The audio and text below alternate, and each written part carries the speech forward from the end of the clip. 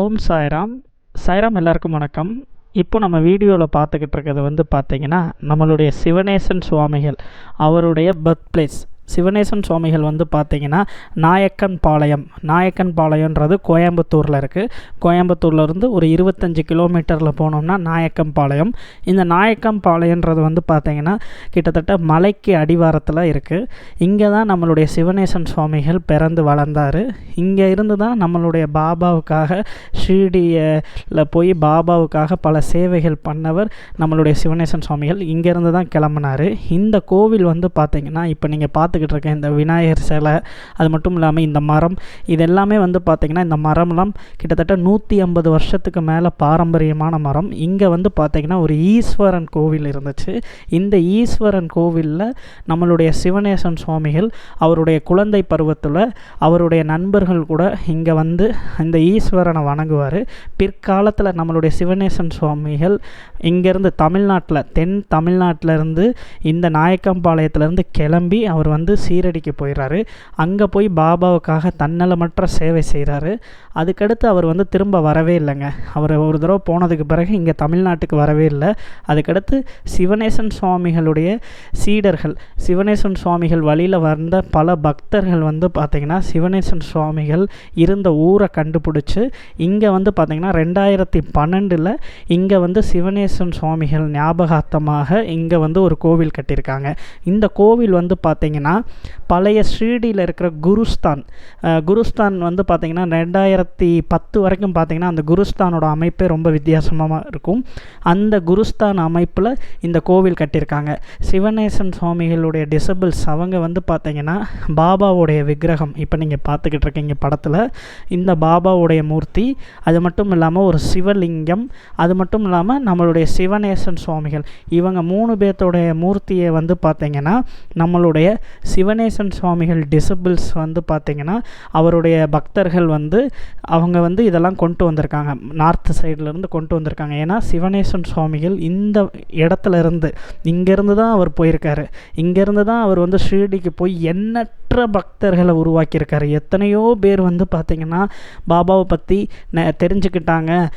அது மட்டும் இல்லாமல் சிவனேசன் சுவாமிகள் வழியாக பாபாவை பார்த்தவங்க, பாபா வழியில் போனவங்க நிறைய பேர். அதனால் அவங்களுடைய சீடர்கள்லாம் சேர்ந்து அவர் பிறந்த வளர்ந்த அந்த ஊரை வந்து கண்டுபிடிச்சி அங்கே வந்து ஒரு கோவில் கட்டியிருக்காங்க. எவ்வளோ பெரிய விஷயம் பாருங்கள். எங்கேயோ இருந்து வந்தவர் நம்மளுடைய சிவனேசன் சுவாமிகள். அவருக்காக அவருடைய ஞாபகார்த்தமாக இந்த கோவில் இங்கே கட்டியிருக்காங்க. சிவனேசன் சுவாமிகள் அவர் வந்து பார்த்திங்கன்னா அவர் வீட்டை விட்டு போனதுக்கு பிறகு யாருக்குமே தெரில அவர் எங்கே போனார் என்னன்னே தெரில. அவர் மகாசமாதி ஆனதுக்கு பிறகும் யாருக்கும் தெரில. 2012 தான் சிவனேசன் சுவாமிகளுடைய வம்சாவளிக்கே தெரிஞ்சிருக்கு. இந்த மாதிரி சிவனேசன் சுவாமிகள் வந்து மகாராஷ்டிராவில் சீரடிக்கு போயிருக்காரு. இது எல்லாமே தெரியுது. இது வந்து சிவனேசன் சுவாமிகளுடைய மூர்த்தி அவருடைய பக்தர்கள் கொண்டு வந்து வச்சுருக்காங்க. இந்த மூர்த்திக்கு பக்கத்தில் வந்து பார்த்திங்கன்னா சிவனேசன் சுவாமிகளுடைய கால் பாதம், அவருடைய பாதத்தை வந்து ஒரு புகைப்படமாக எடுத்து வச்சுருக்காங்க. இப்போ நீங்கள் வலது பக்கத்தில் பார்க்கலாம். அங்கே வந்து பார்த்திங்கன்னா சிவனேசன் சுவாமிகளுடைய அவருடைய பாதத்தைவே வந்து பார்த்திங்கன்னா ஒரு சின்ன படமாக அந்த இடத்துல வச்சுருக்காங்க. இந்த கோவில் வந்து பார்த்திங்கன்னா அவ்வளோ அழகாக கட்டியிருக்காங்க. இந்த கோவில் வந்து பார்த்திங்கன்னா மலை பிரதேசம், கிட்டத்தட்ட நாயக்கம்பாளையன்றது வந்து பார்த்திங்கன்னா பெரிய மலைப்பகுதிங்க. அந்த மலைப்பகுதிக்கு அடிவாரத்தில் தான் இந்த கோவில் அமைச்சிருக்காங்க. கோயம்புத்தூர்லேருந்து 25 கிலோமீட்டரில் இந்த கோவில் இருக்குது. இந்த கோவில் வந்து பார்த்திங்கன்னா இந்த கோவிலுக்கு வந்து கதவுகளே கிடையாது. யார் வேணாலும் எப்போ வேணாலும் உள்ளே வரலாம், சுவாமியை தரிசனம் பண்ணிட்டு போகலாம்.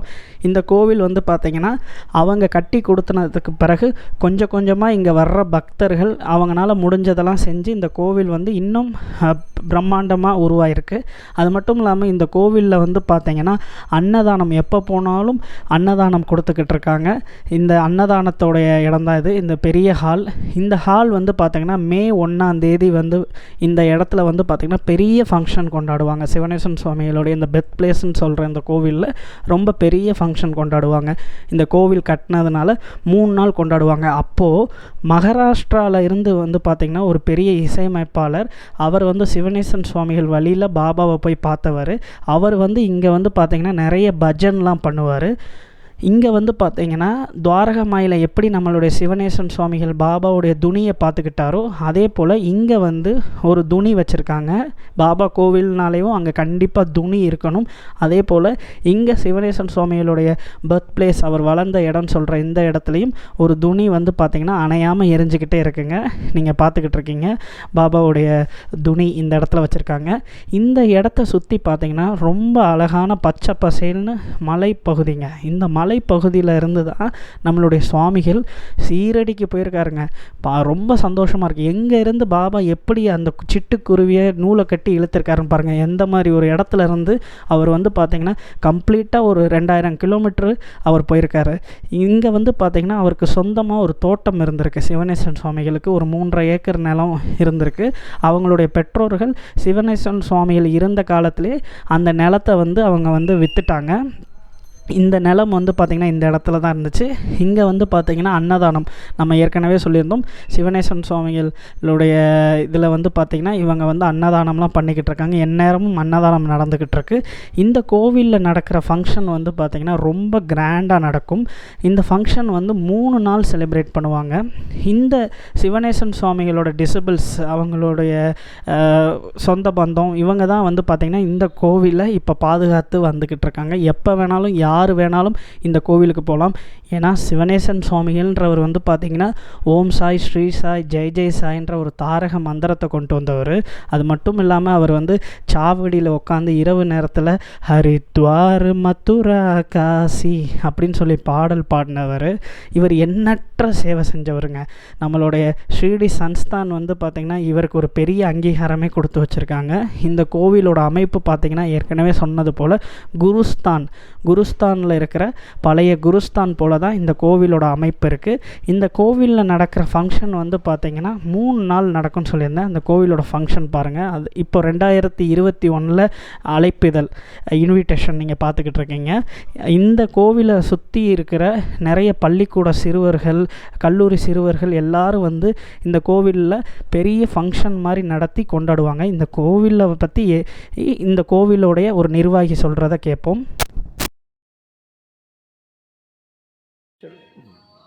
இங்கே இந்த நாய்க்கம்பாளையம் கிளப் கோயம்புத்தூர் மாவட்டத்தில் நாய்க்கம்பாளையம் கிராமத்தில் சாய்பாபா கோவில் இருக்குது. இந்த கோவில் வந்து உருவானதுக்கு முக்கியமான காரணம் சிவனேசன் சுவாமிகள் தான். அவர் வந்து ஒரு 45 வருஷத்துக்கு முன்னால் இங்கேருந்து ஒரு காணாமல் போயிட்டார். அதோட அந்த ஹிஸ்ட்ரி அவரை பற்றி தெரியாது எங்களுக்கு. ஆனால் 2012 நார்த் இந்தியன்ஸு சியாராமு, வரதராஜ், அப்புறம் யுதிஷ்டர், டெல்லியிலேருந்து இவங்கெல்லாம் வந்து சிலைகளோடு வந்து அவர் வாழ்ந்த இடத்தை கண்டுபிடிச்சி இங்கே ஒரு கோயில் கட்டணும் அப்படின்னு சொல்லி அந்த சிலைகளோடு வந்தாங்க. சிவனேசன் சிலை, பாபா சிலை, சிவலிங்கம், நந்தி சிலையோடு வந்தாங்க. 2012 ஏப்ரல் மாதம் 1ஆம் தேதி இங்கே வந்து பூமி பூஜை போட்டு 35 நாள் இந்த கோயிலை கட்டி அவங்க நீங்களே கோயில் பராமரிச்சுட்டு எல்லாம் பண்ணுங்கன்னு சொல்லி கொடுத்துட்டு போனாங்க. அதுக்கு பின்னால் இந்த 10 வருஷமாக இந்த கோயில் இப்படி இந்த அளவுக்கு நல்லா டெவலப் ஆகிட்டுருக்கு. நிறைய பக்தர்கள் இங்கே வர்றாங்க. நிறைய ஆசீர்வாதம் அவங்களோட ஆசீர்வாதம் கிடைக்கிறதுனால மேலும் மேலும் பக்தர்கள் நிறைய வந்துட்டுருக்காங்க. கிட்டத்தட்ட ரொம்ப இன்டீரியல் பிளேஸ் இருந்தால் கூட இங்கே வந்து ஒவ்வொரு வாரம் கிட்டத்தட்ட ஒரு 5000 பேர் இங்கே வந்துட்டுருக்காங்க ஒவ்வொரு வியாழக்கிழமையும். அது இல்லாமல் மே 1ஆம் தேதி ஆனுவல் டே குரு பூஜை விழான்னு கொண்டாடுறோம். இது வந்து 10வது வருஷம், இந்த 2 வருஷமும் கொண்டாட முடியல. 2020, 2021 கொண்டாட முடியல. அந்த குரு பூஜை விழாவுக்கு கிட்டத்தட்ட 20,000 பேருக்கு மேலே இங்கே பக்தருக்கு வருவாங்க. நிறைய கலை நிகழ்ச்சி, பஜன்ஸ் இதெல்லாம் நடந்துகிட்ருக்கு. டெல்லியிலேருந்து தஸ்ரீம் ராஜ்கபூர்ன்ற ஃபேமஸ் சிங்கர், அவங்க ஒரு 8 பேர் அங்கேருந்து டெல்லியிலேருந்து வந்துடுவாங்க. இது மாதிரி நிறைய ப்ரோக்ராம்ஸ் நடக்குது. அதெல்லாம் ஒவ்வொரு வியாழக்கிழமையும் காலையிலையும் சாயந்தரம் இங்கே பஜன்ஸ் வந்து ரொம்ப சிறப்பாக நடக்கும். சாயந்தரம் 7 மணிக்கு பல்லக்கு ஊர்வலம். அதுக்கு இங்கே இருக்கங்க டிவோட்டிஸ் நாங்கள் எல்லோரும் தான். கோலாட்டம், அப்புறம் அந்த லெசன்ஸ் இருக்கும், அதெல்லாம் வச்சு பல்லக்கு ஊர்வலத்துக்கு முடிச்சுட்டு மறுபடியும் சாயந்தரம் 7:30 மணிலேருந்து நைட்டு 10 மணி வரைக்கும் பஜன்ஸ் நடந்துகிட்ருக்கு. இது ஒவ்வொரு வியாழக்கிழமையும் தொடர்ந்து இது வரைக்கும் நடந்துகிட்ருக்கு. இங்கே எல்லா இடத்துலையும் பாபா தான் இங்கே இருந்தாலும் இங்கே இருக்கிற பாபா வந்து அவர் ரொம்ப சந்தோஷமாக இருக்கிறதுனாலே நமக்கு தெரியல. நிறைய பிரார்த்தனை நிறைவேறுதுன்ட்டு நிறைய பேர் இங்கே வர்றாங்க. ரொம்ப சந்தோஷமாக ஹாப்பியாக இருக்காங்க. பல கஷ்டத்தில் வர்றவங்க கூட கொஞ்சம் நிம்மதியாக இருக்குன்ட்டு வந்து சொல்லுவாங்க என்கிட்ட வந்து. இந்த அளவுக்கு ரொம்ப சிறப்பாக அது நடந்துகிட்ருக்கு. மேன்மேலும் எங்கள் காலத்துக்கு பின்னாலே ரொம்ப நல்லா நடக்கணும். நம்ம இதுக்கு முன்னாடியே வந்து பார்த்திங்கன்னா சிவனேசன் சுவாமிகளை பற்றி நிறைய விஷயங்கள் சொல்லியிருக்கோம். நம்மளுடைய பிளேலிஸ்ட்டில் வந்து பார்த்திங்கன்னா ட்ரிபியூட் டு சாய் மகாபக்தாஸ், அதில் நம்மளுடைய சிவனேசன் சுவாமிகளை பற்றி சொல்லியிருக்கோம். மீண்டும் அடுத்த லீலாவில் பார்க்கலாம். ஜெய் சாய்நாத்.